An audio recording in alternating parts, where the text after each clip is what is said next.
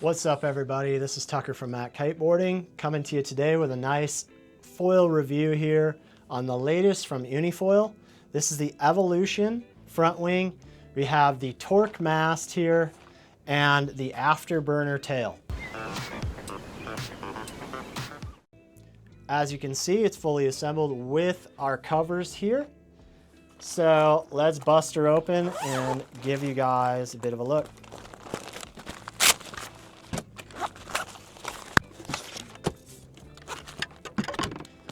All right, so it's been a minute since I came to you guys with an Unifoil review. Obviously, they're a great foil. We've sold a ton of the Progression series to people pump foiling, wake foiling, surf foiling, some winging, even downwind on some of those. And the Evolution is the next level of performance from the Progression. So if you're looking for more speed range, better glide, better efficiency through the water, and overall just a higher performance type ride, this is what the Evolution front wing is for. It's available in a wide variety of sizes. I'm testing the 155 because that is a great kind of do-it-all size for me. I can wing on that most days. I can prone on that most days. I can wake with it, para wing with it.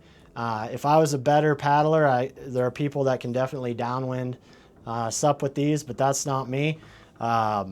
So it's a great kind of utility one foil quiver, and I've been really amped on it. Riding it with the latest and greatest torque mast in the 80 centimeter configuration. This is a nice high modulus mast, very sleek, very fast. It's actually the same profile as the race mast, just with more material in it for heavier guys like myself that want to rip and don't mind a slightly heavier mast.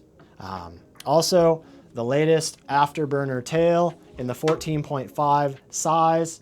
And I've been riding this with the small and the medium fuse, really enjoying it. This combo is unbelievable, super fun. Definitely a candidate for one of the better one foil quivers that I've ridden. Some highlights of the performance, I would say, as compared to the rest of the Unifoil range, or specifically the Progression, you notice immediately that this is a faster, more slippery foil. It's got better glide efficiency, so it doesn't decelerate quite as quickly. It does take a little bit more speed for liftoff if you're comparing size for size.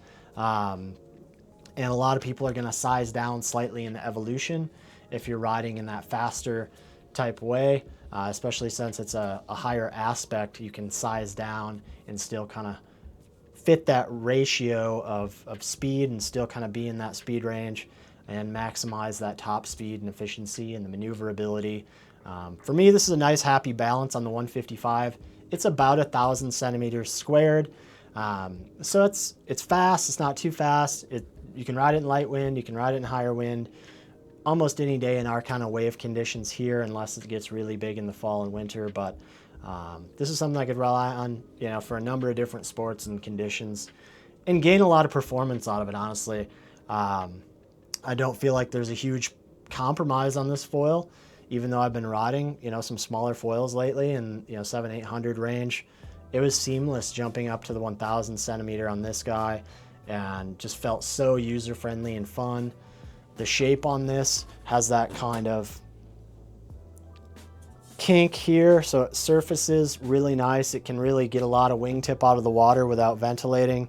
And it even has a little bit of a dihedral right in the middle here, just to kind of roll you in and out of your turns.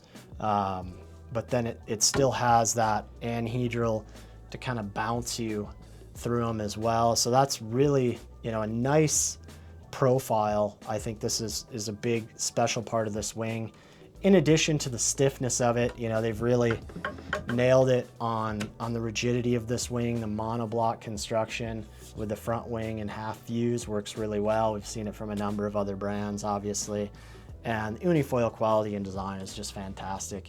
I remember when we first brought them on, the Hyper series was just a mind blower in terms of how efficient it was, how easy it glided through the water. And I would say the Evolution picks up where that leaves off, with an updated profile that's more surfy and fun, definitely more apt to get the wingtips out and blow them out, do those kinds of riding. And then the Afterburner tail just kind of takes that to the next level as well. Matching the efficiency and higher aspect design of the front wing, they pair really well together and expand that range even further. The kind of peaked anhedral on the Afterburner gives you really nice drive and direction and projection out of the turns, which really makes them feel very lively and kind of skatey, but also have enough drive and direction where you can really push on them hard in a fast turn and carry a lot of speed and projection through the turn. So that's pretty special. Really stoked on this combo here. I've been riding primarily the medium fuse for longer boards. So winging, para-winging, anytime you're on a longer board, and then the smaller fuse for the shorter boards. So if you're on a really small winging board or something, or prone, shorter fuse matches kind of the way that board moves and swings a little bit more naturally. So that works really good. I find for me, you get all these different shims when you buy an Unifoil hardware kit. The number one is kind of my standard for most of their lineup. I like the way it feels. It's very lively in the turn, but it also glides really well. You start to go any flatter than that and the turns kind of start to lose some of that special sauce. You go any more aggressive and now you start to lose some efficiency and it feels a little pitchy. So the number one is my go-to. So if you're just bolting it up, you've never done it before, not sure what to put on it. I know it can be a little confusing from Unifoil because they don't really give you like a, hey, here's the standard stab stabilizer shim you should use. The number one is a great go-to, you know, jumping point, and then you can adjust and play from there and see what you like best. But I find the number one for most of their setups, but especially this one, work really great. Getting into the mast, torque mast, great mast, exactly what I was looking for from them. The race mast is fantastic, but for a guy my weight, especially bigger wingspans, throwing a lot of torque into turns with the wing in the hand and everything, you know, you're really asking a lot from the mast at that point. The torque mast keeps it fast, keeps it efficient, but adding a lot of rigidity. This thing is super, super strong and tight.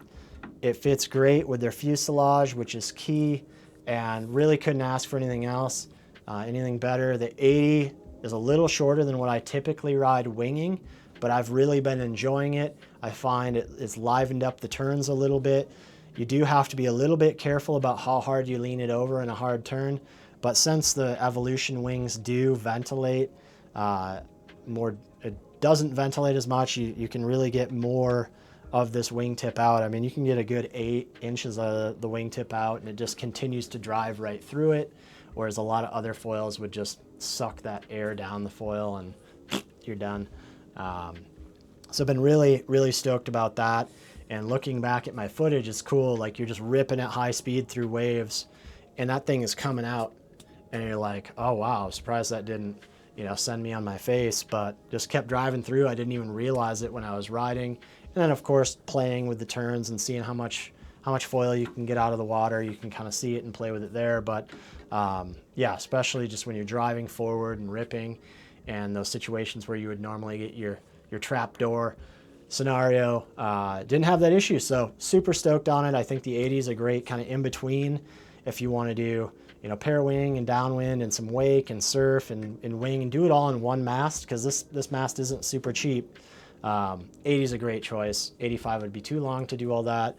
And then 75 obviously is a little short for some of the other disciplines. But it works great. I think that's the missing piece of their whole ecosystem for me as a heavier rider.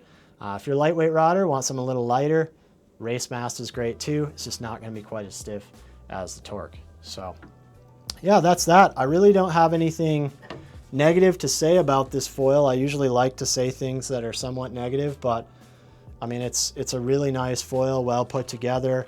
Yeah, I'd say you pay for what you get in this foil. It's rather expensive and you get a great high performance foil, so you kind of expect that. So I would say the only negative is, you know, perhaps a high price point.